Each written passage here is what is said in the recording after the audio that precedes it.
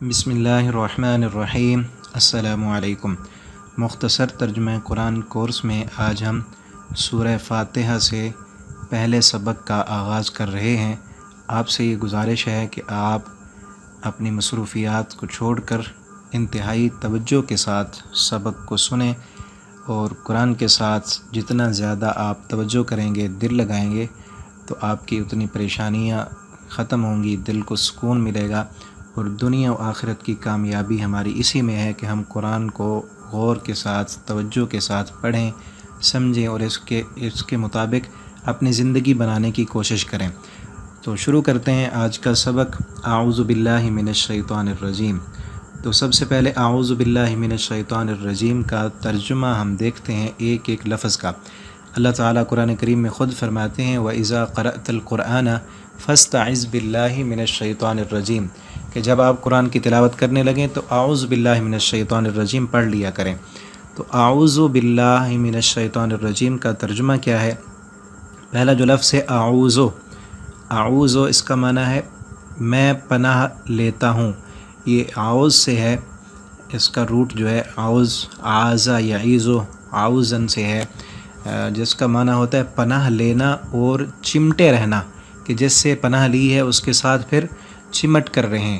اور اعوذ جو ہے یہ واحد متکلم کا صیغہ ہے کہ میں پناہ لیتا ہوں، میں پناہ میں آتا ہوں، میں پناہ پکڑتا ہوں۔ کس کی؟ باللہ، با کا معنی ساتھ اور اللہ کا معنی اللہ کے ساتھ میں پناہ پکڑتا ہوں، اپنے آپ کو اللہ کے سپرد کرتا ہوں۔ قرآن کریم میں دوسری جگہ پر اللہ تعالیٰ فرماتے ہیں اعوذ باللہ ان اکون من الجاہلین، کسی پیغمبر کا ذکر کرتے ہوئے کہ اس نے کہا میں اللہ کی پناہ میں آتا ہوں کہ میں نادان بنوں۔ اور اگلا جو لفظ ہے اعوذ باللہ، با کا معنی ہے ساتھ، اور اللہ، لفظ اللہ جو ہے یہ معروف لفظ ہے، ہم جانتے ہیں، ہم بھی اردو زبان میں اللہ کو اللہ ہی پکارتے ہیں، اور اس اللہ کی جو اصل ہے نا، یہ الہ ہے، الہ سے ہے، الہ سے اللہ بنا ہے۔ اور کیسے بنا ہے آپ توجہ کریں تو میں آپ کو بتاتا ہوں۔ اللہ جو ہے یہ الہ سے ہے، اس الہ کا جو حمزہ ہے اس کو حذف کیا گیا ہے تخفیف کرنے کے لیے، تاکہ لفظ کو چھوٹا کیا جائے، تخفیفاً حمزہ کو حذف کر دیا گیا، اور پھر الف لام جو ہے حمزہ حذف کیا تو لام اور ہا بچ گئی، تو پھر یہ جو پہلی الف لام ہے اس الف لام کو تعریف کے لیے، خاص کرنے کے لیے، اللہ کا نام خاص کرنے کے لیے جو ہے یہ پھر الف لام لکھا گیا ہے۔ تو الہ چونکہ ہر معبود کو کہتے ہیں، چاہے وہ باطل معبود ہو، جھوٹا ہو، سورج کو بھی لوگوں نے الہ بنایا ہوا تھا، اور بھی کئی ان کے معبود تھے، تو ان سب کو الہ کہتے تھے۔ تو اللہ رب العالمین نے اپنا نام خاص کرنے کے لیے الف لام ساتھ لگائی تو اللہ بن گیا۔ تو اللہ کے علاوہ اور کسی کا بھی نام نہیں ہے، کسی باطل معبود کا نام نہیں ہے، اسی لیے اللہ رب العالمین نے اپنا جو خاص نام ہے وہ اللہ رکھا ہے، الہ سے ہٹ کر خاص کرنے کے لیے، کہ ایسا نام کسی اور کا نہیں ہے۔ اور الہ جو ہے اس کی تثنیہ اور جمع بھی آتی ہے، لیکن اللہ کی تثنیہ اور جمع نہیں آتی۔ تو اسی لیے، اور اس کا معنی یہ ہے کہ جو معبود ہو، جس کی عبادت کی جائے، اور جو انسانوں کو پناہ بھی دے، اور اسی طرح جو ہے الف لام خاص کرنے کے لیے کہ ایک خاص اللہ کا نام ہے جو اللہ کے علاوہ کسی اور کا نہیں ہے۔ قرآن کریم میں اللہ تعالیٰ فرماتے ہیں هل تعلم له سمیہ، کیا اللہ کے علاوہ تم یہ نام کسی اور کا جانتے ہو؟ کہ اللہ کے علاوہ یہ نام کسی اور کا نہیں ہے۔ اعوذ باللہ کا معنی بنا میں پناہ میں آتا ہوں اللہ کے ساتھ۔ کس سے پناہ پکڑتا ہوں؟ شیطان سے، الرجیم جو مردود ہے۔ شیطان کا جو لفظ ہے یہ شین طا نون، شطن سے نکلا ہے، اس کا معنی ہے دور ہونے کے، کہ شیطان کو اللہ رب العالمین نے اپنی رحمت سے دور کر دیا، تو اس لیے اسے شیطان کا۔ اور بعض کہتے ہیں کہ یہ نون جو ہے یہ اضافی ہے، اور شاطا یشیتو سے یہ لفظ نکلا ہے، جس کا معنی ہے غصے سے بھڑک اٹھنا۔ تو دونوں طرح دور بھی اللہ تعالیٰ نے اسے اپنی رحمت سے کر دیا شیطان کو، اور بھڑک بھی اٹھا، وہ آگ سے پیدا کیا گیا، جس طرح آگ بھڑکتی ہے اسی طرح وہ بھی بھڑکتا ہے۔ اور الرجیم جو ہے یہ را جیم اور میم رجم سے ہے الرجیم، اور رجم کہتے ہیں سنگسار کرنا، پتھر مارنا، جس طرح شادی شدہ زانی کو رجم کرنے کا حکم ہے کہ اسے پتھر مار کر مار دیا جائے، تو اسی طرح رجیم کا معنی بھی پتھر مارنا، سنگسار کرنا، اور الرجیم جو ہے اس کا معنی ہے جسے پتھر مارے گئے ہوں، دور کر دیا گیا ہو۔ اور اسی طرح شیطان کو چونکہ اللہ رب العالمین نے دھتکار دیا، دور کر دیا، اسی لیے اسے بھی رجیم کہا جاتا ہے۔ قرآن میں یہ لفظ اور بھی کئی جگہ پر آیا ہے، جس طرح حضرت نوح علیہ السلام کی قوم نے ان سے کہا تھا لَئِن لَّمْ تَنْتَهِ يَا نُوحُ لَتَكُونَنَّ مِنَ الْمَرْجُومِينَ، اے نوح اگر تو باز نہ آیا تو ہم تجھے پتھر ماریں گے اور رجم کر دیں گے۔ اور ابراہیم علیہ السلام کو بھی ان کے والد نے کہا تھا کہ میں تجھے پتھر مار کر لَئِن لَّمْ تَنْتَهِ لَأَرْجُمَنَّكَ، اے ابراہیم اگر تو نہ رکا تو لَأَرْجُمَنَّكَ، میں تجھے رجم کر دوں گا، یعنی پتھر مار کر سنگسار کر دوں گا۔ اور اسی طرح اللہ تعالیٰ نے دوسرے مقام پر کہا اِنَّهُمْ إِن يَظْهَرُوا عَلَيْكُمْ يَرْجُمُوكُمْ، وہ جو اصحاب کہف والے لوگ تھے انہوں نے یہ کہا تھا کہ اگر وہ لوگ ہم پر غالب آ گئے تو ہمیں وہ پتھر مار کر سنگسار کر دیں گے۔ تو اسی طرح رجیم کا اصل جو ہے یہ رجم ہے، اور اس کا معنی ہے دور سنگسار کرنا، مارنا۔ تو شیطان جو ہے اسے بھی اللہ تعالیٰ نے اپنی رحمت سے دور کر دیا، دھتکار دیا ہے، اس لیے وہ مردود ہے، رد کیا ہوا ہے۔ اور اس کے بعد جو ہے ہم بسم اللہ الرحمن الرحیم کا ترجمہ دیکھتے ہیں۔ بسم اللہ، یہ جو با ہے اس کا معنی ہے ساتھ، اور آگے ہے اسم۔ اسم جو ہے وہ اردو زبان میں بھی ہم جانتے ہیں کہ اسم کسے کہتے ہیں، کسی چیز کی علامت کہ جس سے کسی کو پہچانا جائے اسے اسم کہتے ہیں، جو کسی چیز کی پہچان ہو۔ اور اصل میں یہ سمون تھا، چونکہ اس کی جمع اسماء آتی ہے، اور یہ جو ہے ایک چیز پر بھی بولا جاتا ہے اور اس چیز کے کردار پر بھی بولا جاتا ہے، یعنی صرف نام بتانے سے انسان کو پوری بات سمجھ میں نہیں آتی بلکہ اس کا کردار بھی بتایا جاتا ہے۔ جس طرح اللہ تعالیٰ نے آدم علیہ السلام کے بارے میں فرمایا نا کہ علم آدم الاسماء، اللہ رب العالمین نے آدم علیہ السلام کو سکھائے اسماء، نام، صرف نام نہیں، ان ناموں کی جو خصوصیت تھی، ان کے جو کردار تھے وہ بھی اللہ رب العالمین نے سکھائے۔ تو اسم کا معنی نام، ساتھ نام، للہ، بسم اللہ، اللہ کے، اللہ کا میں نے آپ کو بتا دیا کہ یہ اصل اس کی الہ ہے، اور حمزہ کو تخفیفاً حذف کیا گیا ہے، اور الف لام جو ہے وہ تخصیص کے لیے لایا گیا ہے، تو اللہ بن گیا ساتھ نام اللہ کے الرحمن الرحیم، جو بڑا مہربان نہایت رحم کرنے والا ہے۔ الرحمن اور الرحیم جو ہے یہ دونوں نام، ان کا جو اصل مادہ ہے وہ رحم ہے۔ رحمان کا مادہ بھی رحم ہے اور الرحیم کا مادہ بھی رحم ہے، دونوں رحم سے نکلے ہیں۔ رحمان جو ہے یہ فعلان کے وزن پر ہے، اور الرحیم جو ہے یہ فعیل کے وزن پر ہے۔ فعلان کا جو باب ہے اس میں جو ہے نا مبالغے کا معنی ہے، اور الرحیم بھی مبالغہ ہے۔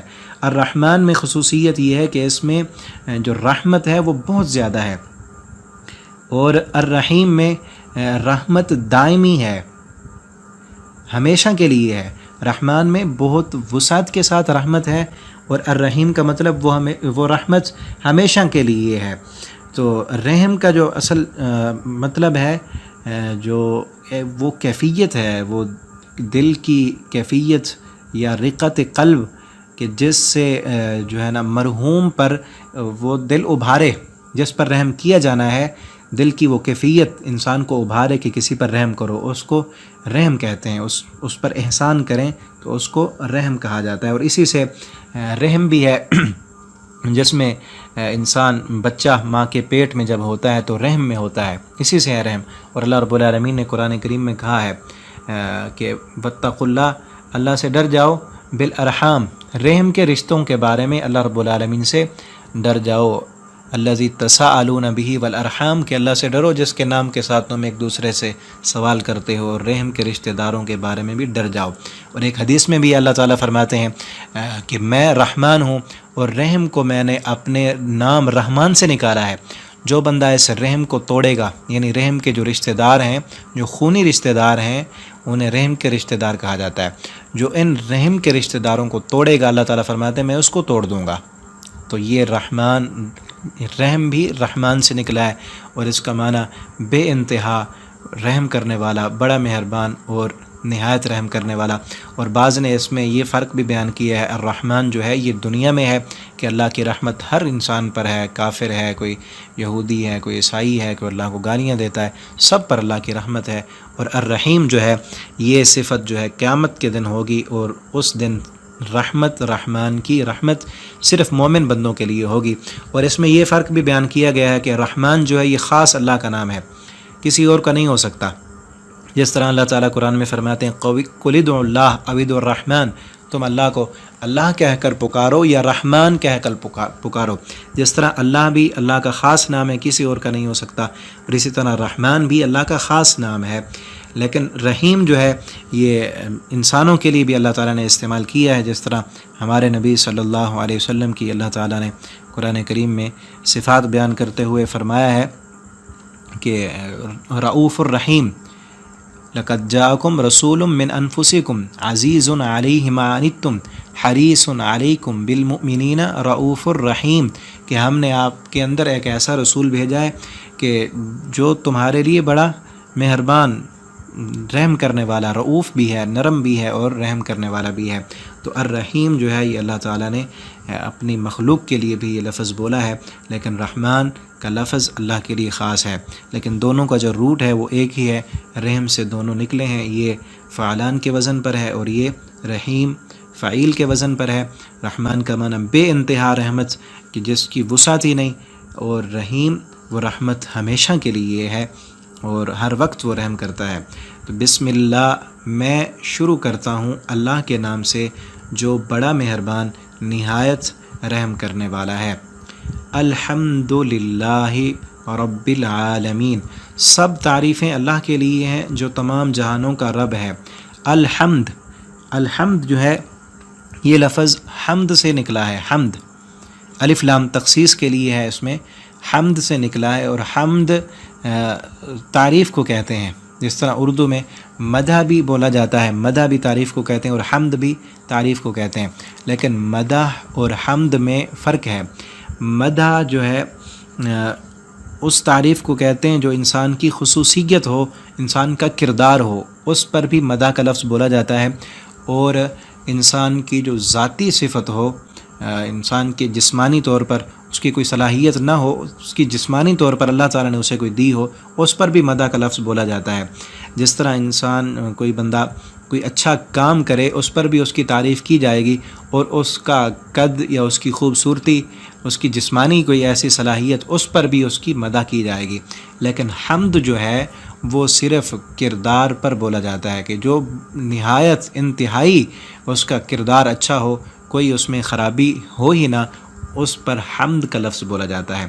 اور اس پر الف لام جو لگایا ہے یہ تغریق کے لیے ہے، یعنی ہر قسم کی تعریف، ہر وقت کی تعریف، اور پھر اس میں جو ہے نا فاعل کا بھی عموم ہے کہ تعریف کرنے والا کوئی بھی ہو، اور وقت کا بھی عموم ہے، جب بھی کوئی تعریف کرے وہ ماضی میں کرے، حال میں کرے، مستقبل میں کرے، وہ تعریف کرنے والا جن ہو، فرشتہ ہو، انسان ہو، کوئی بھی تعریف کرے تو وہ ساری کی ساری تعریفیں للہ، اللہ کے لیے ترجمہ کیا جاتا ہے نا، سب تعریفیں، تو سب کی تعریفیں، ہر انسان کی تعریف، ہر جن کی، ہر فرشتے کی، ہر زمانے میں کی گئی تعریف اور ہر جگہ میں کی گئی تعریف، کوئی فضا میں، کوئی ہوا میں، کوئی آسمانوں پر، کوئی پہاڑوں میں، کوئی سمندروں میں، جو بھی کبھی بھی جب بھی جیسی بھی تعریف کرے گا وہ ساری تعریفیں اللہ کے لیے ہوں گی۔ کیوں؟ رب العالمین، وہی تمام جہانوں کا پروردگار ہے، تعریف بھی اسی کے لیے، ساری خوبیاں اور کمال اسی کے ہیں، اور اسی نے ہی سب کو دیا ہے۔ ہمارے اندر کوئی بھی صلاحیت ہے، ہم دیکھتے ہیں، ہم بولتے ہیں، ہم چلتے ہیں، سب کچھ دیا ہوا اللہ کا ہے۔ اور انسان جتنا ترقی کر لے، جس کمال تک پہنچ جائے، سب کچھ دیا تو اللہ نے ہے نا، تو اسی لیے ساری تعریفیں، ہر قسم کی تعریفیں اللہ کے لیے ہیں۔ للہ، یہ بھی لفظ اللہ ہے، اس کی میں نے وضاحت کی ہے۔ رب العالمین، رب رب کا جو لفظ ہے یہ اصل میں آگے دو با تھی، با دو تھیں، رابا با، اور با کو با میں ادغام کیا گیا ہے تو رب بنا۔ رب کا معنی ہے تربیت کرنے والا، کسی چیز کی تربیت کرنا، انشاء الشیء حالاً فحالاً، کہ ایک شے کو اس کی جو ضروریات ہیں وہ پورا کرنا اور آہستہ آہستہ اسے آگے پہنچانا، الی حد تمام، حتیٰ کہ اس کو پوری حد تک پہنچا دینا، اسے رب کہتے ہیں۔ کہ ایک چیز کو اس کی پیدائش سے لے کر اس کو اس کے عروج تک پہنچانا۔ جس طرح انسان کو اللہ رب العالمین ماں کے پیٹ میں جب ہوتا ہے اس وقت اس کو کیا چاہیے، وہی اس کی خوراک اللہ تعالیٰ مہیا کرتے ہیں، وہاں اس کی سانس بھی آ رہی ہے، جو چیز چاہیے اللہ تعالیٰ دے رہے ہیں، اور جیسے وہ باہر آتا ہے تو اس کے لیے خوراک، دودھ کا انتظام، پھر وہ جیسے اس کو پھر خود بڑا بھی کرتے ہیں اللہ تعالیٰ، اور جیسے جیسے وہ بڑا ہوتا ہے اس کی کیا کیا ضروریات ہیں، کیا کچھ اس کو چاہیے، کیسا ماحول چاہیے، کیسی خوراک چاہیے، ماں باپ کی پرورش اور ماں باپ کی شفقت چاہیے، وہ سب کچھ اللہ تعالیٰ دیتے رہتے ہیں، جیسے جیسے بڑھاتے بھی رہتے ہیں اور اس کی پرورش بھی کرتے رہتے ہیں، تو اس کو رب کہتے ہیں۔ اور اسی طرح تمام مخلوقات، پودے ہیں، درخت ہیں، پھل ہیں، جانوروں کے بچے ہیں، جس کو جس حال میں جو چاہیے اس کو اس حال میں اللہ رب العالمین وہی عطا کرتے ہیں۔ تو رب کا معنی ایک چیز کی پرورش کرنا، اسے آہستہ آہستہ بڑھاتے رہنا اور اس کو عروج تک پہنچانا، اس کو رب کہتے ہیں۔ اور عالمین جو ہے یہ عالم کی جمع ہے عالمین، اور یہ اسم اعلیٰ کے لیے استعمال ہوتا ہے عالم، جس طرح خاتم ہے، لفظ خاتم، کہ جس کے ساتھ ما یختم بھی، جس کے ساتھ مہر لگائی جائے، خاتم کا لفظ ہم اردو میں بولتے ہیں، اور عالم بھی ہم بولتے ہیں، جس طرح عالم دنیا، عالم آخرت، عالم برزخ۔ حمد کا لفظ بھی ہم اردو میں بولتے ہیں، رب کا لفظ بھی ہمارے ہاں اردو میں معروف ہے، اور عالمین عالم کی جمع ہے، اور عالم کا معنی ہے جس طرح میں بتا رہا تھا نا، خاتم کہتے ہیں جس کے ساتھ مہر لگائی جائے، ما یختم بھی، اور اسی طرح ہے تابع، ما یطابع بھی، جس کے ساتھ پیروی کی جائے، خاتم جس کے ساتھ مہر لگائی جائے، اور عالم ما یعلم بھی، جس کے ساتھ علم حاصل کیا جائے اسے عالم کہتے ہیں، جس کے ساتھ علم حاصل کیا جائے اسے عالم کہتے ہیں۔ اور اس عالم کو پوری جو فلک ہے، افلاک، اس کو عالم اس لیے کہتے ہیں کہ یہ اللہ کی مخلوق ہے، اور اس مخلوق کے ساتھ اللہ کا علم حاصل ہوتا ہے کہ ان کو بنانے والا کوئی ہے، اسی لیے اس کو عالم کہتے ہیں، کہ جس کے ساتھ یہ علم ہو کہ اس کو بنانے والا کوئی ہے۔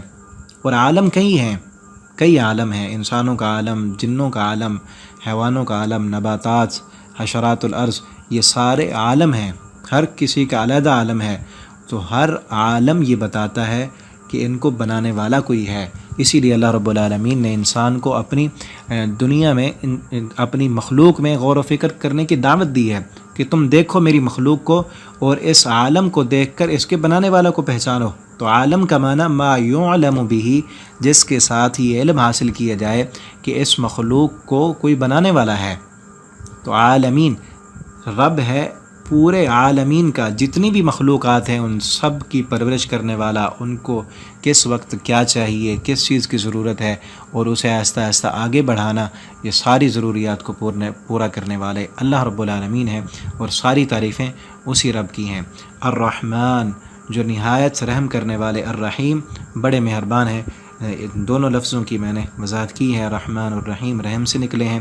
آگے ہے مالکی یوم الدین، روز جزا کا مالک ہے اللہ رب العالمین، مالک ہیں۔ مالک جو ہے یہ زیر قبضہ چیز کو اپنے حکم کے ذریعے کنٹرول کرنے کو کہتے ہیں، جو بندہ کنٹرول کرنے والا ہے، اپنے وہ چیز اس کے قبضے میں بھی ہے اور اسے کنٹرول بھی کرتا ہے، تو اس کو مالک کہتے ہیں۔ اور اسی طرح ملک جو ہے وہ کسی چیز کی ملکیت کو کہتے ہیں، اس کے ملکیت میں آ جائے اور پھر اس پر اس کا قبضہ اور کنٹرول ہو تو اسے ملک کہتے ہیں۔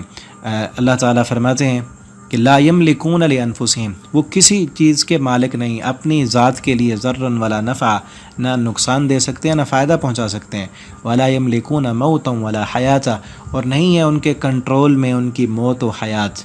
تو مالک کا معنی قبضہ، وہ چیز اللہ کے قبضے میں بھی ہے اور اللہ کے کنٹرول میں بھی ہے۔ جو قیامت کا دن ہے وہ اللہ کے قبضے میں ہے۔ اور آگے جو ہے یوم، یہ ہمارے ہاں معروف ہے، ہم بھی یوم بولتے ہیں، یوم آزادی، یوم آخرت، ایام۔ تو اسی طرح یہ یوم صبح سورج کے طلوع ہونے سے لے کر غروب تک کا جو وقت ہے اس پر یہ یوم کا لفظ بولا جاتا ہے۔ اور الدین، دین کا معنی جو ہے جزا، روز جزا، اور اس دین کا معنی حساب بھی کیا جاتا ہے، بدلہ۔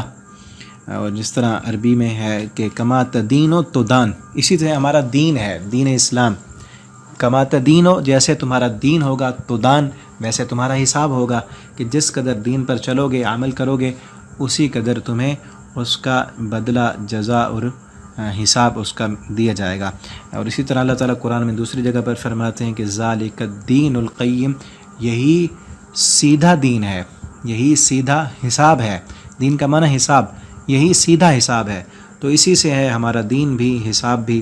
مالک یوم الدین، وہ مالک ہیں قیامت کے دن کے، روز جزا کے دن کے، جس دن تمام اعمال کی جزا ملے گی۔ تو اس سورت کا نام کیونکہ سورہ دعا بھی ہے، تو اللہ رب العالمین نے اس میں دعا کرنے کا ہمیں سلیقہ سکھایا اور سمجھایا ہے کہ انسان اللہ کی تعریف کرتا ہے۔ الحمدللہ، ساری تعریفیں اللہ کے لیے جو تمام جہانوں کا پروردگار ہے، وہ بڑا مہربان اور نہایت رحم کرنے والا ہے اور قیامت کے دن کا مالک ہے۔ آج کا سبق یہاں تک ہمارا کمپلیٹ ہوا، 4 آیتیں۔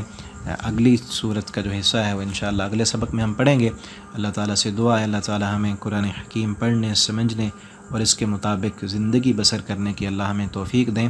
والسلام علیکم ورحمۃ اللہ وبرکاتہ۔ بسم اللہ الرحمن الرحیم۔ السلام علیکم۔ آج ہم سورہ فاتحہ کا دوسرا سبق پڑھیں گے، آیت نمبر 5 سے۔ اعوذ باللہ من الشیطان الرجیم، بسم اللہ الرحمن الرحیم۔ الحمد للہ رب العالمین، الرحمن الرحیم، مالک یوم الدین، ایاک نعبد و ایاک نستعین۔ ایاک، صرف تیری ہی۔ ایاک جو ہے، یہ کاف جو ہے یہ ضمیر ہے، مخاطب کے لیے استعمال ہوتی ہے، اور اس کا معنی ہوتا ہے تیری یا آپ کی۔ اور یہ جو اس سے پہلے ایا ہے، یہ تاکید کے لیے ہے، یعنی صرف تیری ہی، صرف تیری ہی نعبدو، ہم عبادت کرتے ہیں۔ یہ نعبدو جو ہے یہ عبدہ یعبدو سے جمع متکلم کا صیغہ ہے۔ یہ جو نون ہے اس کا معنی ہے ہم، اور آگے ہے عین با دال، یہ عبودیہ سے ہے، اس کا معنی ہے عبادت۔ اور عبادت بھی ایسی جو عاجزی کے ساتھ ہو، عاجزی کے ساتھ اور ذلت و انکساری کے ساتھ، وہ عبادت۔ اور انتہائی عاجزی، انتہائی ذلت، انتہائی انکساری کے ساتھ کسی کی عبادت کرنا، کسی کے آگے جھک جانا، اس کو عبادت، عبودیہ کہتے ہیں۔ اور اس عبادت کی مستحق وہ ذات ہو سکتی ہے کہ جس کے بندے پر، بندہ یعنی جو عبادت گزار ہے، عبادت کرنے والا بندے پر بے حد انعام اور احسان ہو۔ اور وہ ذات صرف اللہ رب العالمین کی ذات ہے کہ اللہ رب العالمین کے ہم سب انسانوں پر بے شمار احسانات ہیں کہ اللہ نے پیدا کیا، ہماری پرورش سے لے کر اب تک اگر ہم گننا چاہیں اللہ کی نعمتوں کو ہم گن نہیں سکتے۔ تو اسی لیے ہمیں اللہ کی عبادت کرنی چاہیے۔ تو بندہ اس صورت میں اللہ تعالیٰ کی تعریف کرنے کے بعد، حمد کرنے کے بعد، اللہ کو رحمان الرحیم کہنے کے بعد یہ کہتا ہے کہ ایاک، صرف تیری ہی نعبدو، ہم عبادت کرتے ہیں۔ تو یہاں ایک اور بھی سوال پیدا ہوتا ہے کہ بندہ اکیلا ہے، اکیلا بندہ کہہ رہا ہے نا ایاک نعبدو، صیغہ جو ہے وہ جمع کا استعمال کر رہا ہے، نعبدو، جب کہ آنا چاہیے تھا اعبدو، میں عبادت کرتا ہوں، جبکہ بندہ کہہ رہا ہے ہم عبادت کرتے ہیں۔ اور ایاک، یہ جو ضمیر ہے یہ واحد کی ہے، اللہ کے لیے واحد کا صیغہ اور اپنے لیے جمع کا صیغہ۔ تو یہاں ایک اشکال پیدا ہوتا ہے، اگر آپ توجہ کریں تو آپ کو سمجھ آئے گی۔ یہاں یہ ہے ایاک، اللہ صرف تیری، ترجمہ بھی دیکھیں تو لکھا ہوا ہے تیری، ہم عبادت کرتے ہیں۔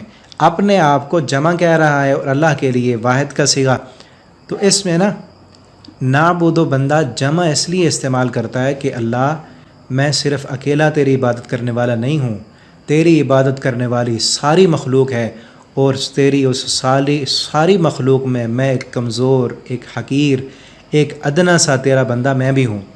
صرف ایک اس لیے نہیں کہا اپنے لیے، اعبد اس لیے نہیں کہا کہ اللہ میں اکیلا نہیں عبادت کرنے والا، تیری ساری مخلوق تجھے پوجتی ہے، تیرے کئی فرشتے ہیں، کئی جن ہیں، کتنے تیری مخلوق ہے، وہ سب کے سب تیری عبادت کرتے ہیں، اور ان میں سے ایک حقیر سا، ادنا سا تیرا غلام عاجز میں بھی ہوں۔ تو اس لیے اکیلا نہیں کہا، بلکہ اللہ ہم سب عبادت کرتے ہیں، اور ایاکا اللہ کے لیے خاص ہے، اللہ خاص تیری ہی ہم عبادت کرتے ہیں، و ایاکا اور صرف تجھ سے ہی نستعین ہم مدد مانگتے ہیں۔ نستعین جو ہے یہ استعانت سے ہے، اس کا معنی ہوتا ہے مدد طلب کرنا۔ اللہ تعالیٰ دوسرے مقام پر فرماتے ہیں استعینوا، تم مدد طلب کرو، بالصبر والصلاۃ، صبر اور نماز کے ساتھ۔ اللہ کی اگر مدد حاصل کرنی ہے تو صبر کے ساتھ اور نماز کے ساتھ۔ یہاں نا ایک اور معنی بھی ہوتا ہے، ایاک نعبد و ایاک نستعین۔ اصل جو ضمیر ہوتی ہے نا عربی زبان میں وہ فعل کے بعد آتی ہے، یہ نعبد و فعل ہے اور ایاک ضمیر ہے، یہ ضمیر بعد میں آنی چاہیے تھی جبکہ یہاں پہلے آئی ہے۔ اصل ہونا چاہیے تھا عربی گرامر کے اعتبار سے یہ جملہ بننا چاہیے تھا نعبدک و نستعینک، یہ آخر میں ضمیر آنی چاہیے تھی، اس ضمیر کو پہلے لایا گیا یہاں بھی اور یہاں بھی، تو اس سے کلام میں حصر پیدا ہو جاتا ہے۔ حصر کا معنی ہے کہ ایک معنی تو یہی ہے جو یہی ہے، صرف تیری ہی عبادت کرتے ہیں اور صرف تجھ سے ہی مدد مانگتے ہیں۔ حصر یہ ہے کہ اس میں ایک اور معنی بھی ہے، وہ یہ ہے کہ صرف تیری ہی عبادت کرتے ہیں، تیرے علاوہ کسی اور کی ہم عبادت نہیں کرتے، وَإِيَّاكَ نَسْتَعِينُ اور تیرے علاوہ کسی اور سے ہم مدد بھی نہیں مانگتے۔ یہ حصر ہے، دونوں معنی ہیں، اللہ صرف تیری ہی ہم عبادت کرتے ہیں، تیرے علاوہ کسی اور کی عبادت نہیں کرتے، تجھ سے ہی ہم مدد مانگتے ہیں، تیرے علاوہ کسی اور سے ہم مدد نہیں مانگتے۔ اور یہاں اگر اور دیکھیں پیچھے، یہ اس صورت کا نام سورہ دعا بھی ہے، تو دعا کے سارے آداب اس میں بتائے گئے ہیں کہ دعا ڈائریکٹ نہیں مانگتے بلکہ پہلے جس سے مانگنا ہے اس کی تعریف کرتے ہیں۔ تو بندے نے تعریف کی الحمدللہ رب العالمین، سب تعریفیں اللہ کے لیے جو تمام جہانوں کا پروردگار ہے۔ اللہ کو رب مانا، اللہ کی ربوبیت کو اللہ کا واسطہ وسیلہ بنایا، اور اس میں دعا کے لیے جو جائز وسیلہ ہے اس کی 3 صورتیں ہیں۔ پہلی صورت یہ ہے کہ بندہ اللہ تعالیٰ کے نیک ناموں کا، اسماء حسنہ کا وسیلہ دے، اس میں یہی ہے الرحمن الرحیم، اللہ تو رحمان ہے، تو رحیم ہے، ہم پر رحم فرما۔ اللہ کے نیک ناموں کا واسطہ اور وسیلہ دے کر بندہ دعا مانگے۔ نبی صلی اللہ علیہ وسلم دعا مانگتے تھے اللہم انت شافی، اللہ تو شفا دینے والا ہے، ہمیں شفا دے۔ تو ہم بھی کہیں اللہ تو رزاق ہے، ہمیں رزق دے، تو شافی ہے، ہمیں شفا دے، تو وہاب ہے، ہم پر اپنی کرم نوازیاں فرما۔ اور دوسرا جو جائز وسیلہ ہے وہ اپنے نیک اعمال کا وسیلہ دینا، اپنے نیک اعمال، وہ بھی اس میں ہے، جس طرح مالک یوم الدین، اس میں بھی اللہ رب العالمین کی تعریف ہے۔ اور ایاک نعبد میں بندہ اپنے نیک اعمال کا وسیلہ دیتا ہے، اللہ میں تیری عبادت کرتا ہوں، تیرا عبادت گزار بندہ ہوں، میری اس عبادت کو دیکھ اور میری دعا کو قبول فرما۔ اور تیسرا جو جائز وسیلہ ہے وہ یہ ہے کہ کسی نیک انسان، نیک آدمی جو زندہ ہے، اس کے بارے میں آپ کا خیال ہے کہ وہ نیک ہے، تو اس سے جا کر دعا منگوائی جا سکتی ہے۔ صحیح البخاری کی حدیث ہے، نبی کریم صلی اللہ علیہ وسلم کی وفات کے بعد حضرت عمر فاروق رضی اللہ تعالیٰ عنہ حضرت عباس، نبی کریم صلی اللہ علیہ وسلم کے چچا تھے، ان کے پاس گئے، ان سے جا کر دعا کرائی۔ تو یہ 3 جائز صورتیں ہیں جائز وسیلے کی۔ اور باقی جو مردوں سے وسیلہ مانگنا یا اللہ سے یہ کہنا اللہ فلاں کے طفیل ہمیں دے دے، تو یہ وسیلہ جو ہے یہ درست نہیں ہے، یہ شرک کی صورت ہے۔ اسی صورت میں اللہ رب العالمین نے جائز وسیلے کی صورت بھی بتائی ہے، اور یہ وسیلہ دے کر بندہ جب دعا کرتا ہے، وہ اگلی آیت میں دعا ہے، بندے نے کہا کہ اللہ میں تیری عبادت کرتا ہوں، تجھی سے مدد مانگتا ہوں۔ اب دعا بندہ کیا کرتا ہے، اہدنا تو دکھا ہمیں، اہدنا یہ جو ہے ہدایت سے ہے، ہا دال اور یا، ہدی الہدایہ، اس کا جو مصدر ہے الہدایہ، اور اس کا معنی ہوتا ہے انتہائی آسانی کے ساتھ، لطف اور کرم، نرمی کے ساتھ کسی کی رہنمائی کرنا۔ دل کی نرمی کے ساتھ کسی کی رہنمائی کرنا اور اسے راہ دکھا دینا۔ اہدنا تو ہمیں دکھا، الصراط راستہ، جو صراط ہے یہ صاد را اور تا، یہ اس صراط سے ہے اور اس کا معنی ہے آسان راستہ، انتہائی آسان راستہ۔ اور قرآن کریم میں دوسری جگہ پر بھی ہے وَأَنَّ هَذَا صِرَاطِي مُسْتَقِيمًا، یہ میرا سیدھا راستہ ہے۔ اور المستقیم جو ہے، مستقیم یہ استقامہ سے ہے، باب استفعال ہے، خط مستقیم بھی کہتے ہیں، جس طرح بالکل سیدھا راستہ، سیدھا ہونے کی وجہ سے اس کو بھی مستقیم کہا جاتا ہے۔ اور اللہ تعالیٰ قرآن میں دوسری جگہ بھی فرماتے ہیں کہ ان الذین قالوا ربنا اللہ ثم استقاموا، کہ وہ لوگ جنہوں نے کہا کہ ہمارا رب اللہ ہے، ثم استقاموا، پھر اس پر انہوں نے استقامت اختیار کی، وہ ڈٹ گئے اس پر ثابت قدم رہے۔ تو اس کا معنی یہاں ایک اشکال بھی ہے کہ اہدنا الصراط المستقیم، بندہ آ گیا قرآن پڑھ رہا ہے، وہ ترجمہ پڑھ رہا ہے، یا مسجد میں وضو کر کے ہاتھ باندھ کے مصلی پہ کھڑا ہے، نماز پڑھ رہا ہے، ہدایت تو اسے مل گئی، اب پھر کہہ رہا ہے اہدنا، اللہ ہمیں ہدایت دے، اس سے بڑی ہدایت اور کیا ہوگی؟ تو یہاں ہدایت کے کئی درجے ہیں، کئی مرتبے ہیں۔ بندہ کہتا ہے اللہ ہمیں سیدھا راستہ دکھا، ایک ہوتا ہے سیدھا راستہ بتانا، پہلا درجہ ہے سیدھا راستہ بتا دینا، دوسرا ہوتا ہے سیدھا راستہ دکھا دینا، اور تیسرا درجہ ہے سیدھے راستے پر انگلی پکڑ کر چلا دینا۔ تو یہاں سب معنی ہیں کہ اللہ ہمیں سیدھا راستہ دکھا بھی صحیح، سیدھے راستے پر چلا بھی صحیح، اور سیدھے راستے پر استقامت بھی عطا فرما، کہ ہم آ تو گئے، قرآن پڑھنا شروع کر دیا، ہم نے نماز پڑھنی شروع کر دی، اب کہیں ہم اپنے نفس کی کمزوریوں کی وجہ سے یا شیطان کے بہکاوے میں آ کر ہم اس راستے سے ہٹ نہ جائیں، تو ہمیں اس پر استقامت عطا فرما کہ ہم اس پر ڈٹ جائیں، مضبوط ہو جائیں، اسی پر ہم جمے رہیں۔ اور نبی کریم صلی اللہ علیہ وسلم کے بال مبارک سفید ہو گئے، چند بال داڑھی میں، صحابہ نے پوچھا اللہ کے پیغمبر آپ کے یہ بال سفید ہو گئے، آپ تو بوڑھے ہو گئے ہیں۔ تو آپ صلی اللہ علیہ وسلم نے فرمایا شیبتنی سورۃ الہود والواقعہ، مجھے سورہ ہود نے بوڑھا کر دیا۔ تو آپ صلی اللہ علیہ وسلم نے فرمایا کہ سورہ ہود کے اندر ایک ایسی آیت ہے کہ جس نے آپ صلی اللہ علیہ وسلم کو بوڑھا کر دیا، اور وہ آیت کیا ہے؟ اللہ تعالیٰ فرماتے ہیں فاستقم کما امرت، آپ استقامت اختیار کریں، آپ ڈٹے رہیں، جو چیز آپ کو حکم دیا جا رہا ہے جس بات کا، اس پر آپ جم جائیں۔ تو سیدھے راستے پر چلنا جو ہے یہ بڑا دشوار ہوتا ہے، بڑا مشکل ہوتا ہے، تو اس لیے بار بار اللہ سے یہ مدد مانگنے کی ضرورت ہے۔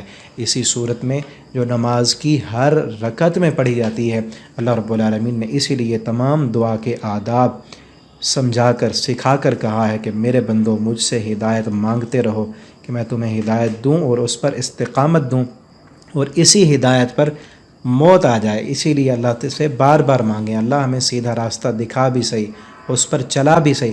کئی لوگ ایسے ہوتے ہیں جن کو سیدھے راستے کا پتہ ہے کہ یہی قرآن و حدیث ہے، یہ اللہ کا حکم ہے، تو پھر وہ اپنی مجبوریوں کی وجہ سے، اپنی برادری کی مجبوریاں، خاندانی مجبوریاں، کہ ناک نہ کٹ جائے، لوگ کیا کہیں گے، فلاں کیا کہے گا، برادری میں ہماری کیا شان باقی بچے گی، وہ سارے رسم و رواج، دنیا کی فضولیات، لغویات، بیہودگیاں، بے پردگی، سب کچھ کرتے رہتے ہیں۔ کس لیے؟ مجبوریوں کی وجہ سے، جبکہ پتہ ہے کہ یہ ساری چیزیں اللہ نے منع کی ہیں۔ تو اسی لیے بار بار استقامت مانگنی چاہیے، اللہ سیدھا راستہ دکھا اور اس پر استقامت عطا فرما۔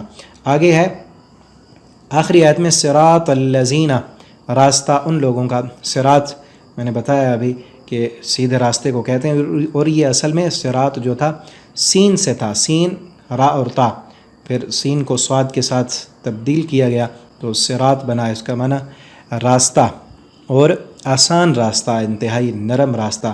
الذین، ان لوگوں کا، راستہ ان لوگوں کا کہ ہمیں نہیں پتہ اب سیدھا راستہ کون سا ہے، تو اس کی وضاحت یہ ہے کہ راستہ ان لوگوں کا انعمتا، کہ جن پر تو نے انعام کیا۔ یہ جو انعمتا ہے یہ نام سے ہے، النعمہ اس کا مصدر ہے، اور نعمہ جو ہے یہ اچھی حالت کو کہتے ہیں، کہ انسان کی کسی اچھی حالت کو جس پر کرم کیا گیا ہو، اور اللہ رب العالمین نے جو انعام کیا، انعمتا، جو تو نے انعام کیا جن لوگوں پر، ان لوگوں کا راستہ دکھا۔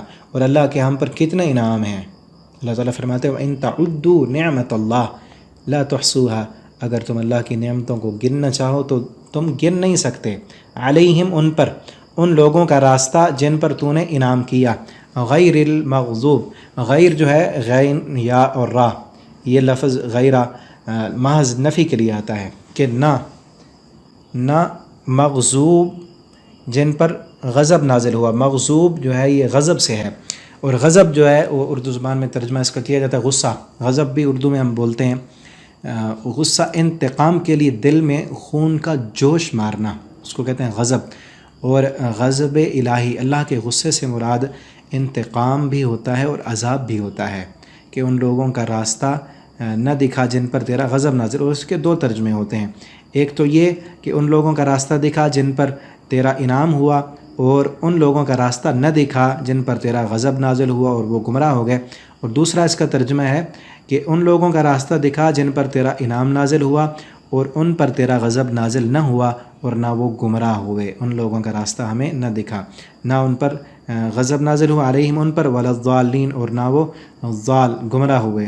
ضلال سے ہے ضاد لام، اس کا جو ہے یہ مصدر ہے الضلال، سیدھے راستے سے ہٹ جانا. اور یہ ہدایت کے مقابلے میں استعمال ہوتا ہے. اللہ تعالیٰ فرماتے ہیں فَمَنِ اهْتَدَىٰ فَإِنَّمَا يَهْتَدِي لِنَفْسِهِ وَمَنْ ضَلَّ فَإِنَّمَا يَضِلُّ عَلَيْهَا. جس بندے نے ہدایت پائی تو فائدہ اس کا ہے، اور جو گمراہ ہوا راستے سے بھٹک گیا. راستہ بھول جانا اصل مستقیم سے ہٹنے کا نام ہے ضال، کہ ہمیں صراط مستقیم پر چلا اور ضال جو راستے سے ہٹ گئے ان جیسا نہ بنا. اور بعض لوگ کہتے ہیں کہ مغضوب علیہم سے مراد یہودی ہیں اور ضال سے مراد عیسائی ہیں. اور ایک فرق ان میں یہ بھی ہے کہ مغضوب وہ ہیں اللہ کا غصہ اور غضب ان پر نازل ہوا کہ جن لوگوں کے پاس علم تھا عمل نہیں تھا. یہودیوں کے پاس علم تھا، پتہ تھا انہیں، لیکن وہ عمل نہیں کرتے تھے. اور ضال سے مراد وہ ہے کہ جس کے پاس علم نہ ہو اور عمل ہو، علم نہ ہو اور عمل ہو.